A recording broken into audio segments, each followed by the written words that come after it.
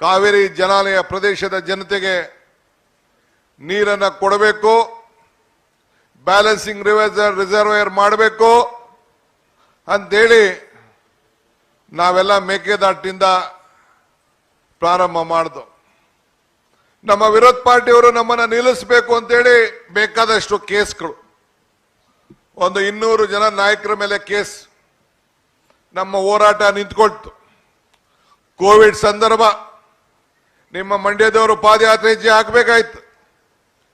ನಮ್ಮ ಎಲ್ಲ ಮಂಡ್ಯ ನಾಯಕರುಗಳೆಲ್ಲ ಪಂಚೆ ಉಟ್ಕೊಂಡು ಕಬ್ಬುಂಜಲೆ ಇಟ್ಕೊಂಡು ಎಲ್ಲ ಬಂದು ಹೊರಡಬೇಕು ಅನ್ನೋ ದಿನನೇ ಆವತ್ತು ನಾವು ರಾಮನಗರದಲ್ಲಿ ನಿಲ್ಲುವಂತ ಒಂದು ಪರಿಸ್ಥಿತಿ.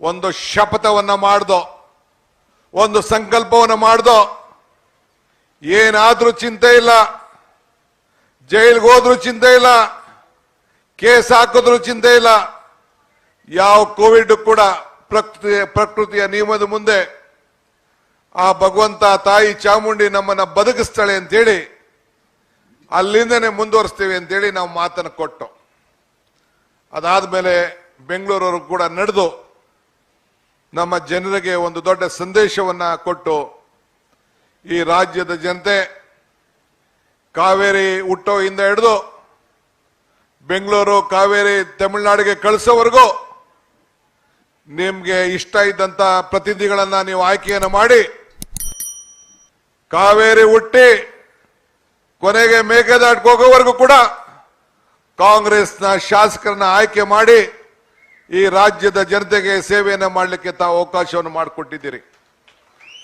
ನಿಮ್ಮ ಋಣವನ್ನ ತೀರಿಸ್ತೇವೆ, ವಿಶ್ವಾಸ ಇರಲಿ, ನಂಬಿಕೆ ಇರಲಿ.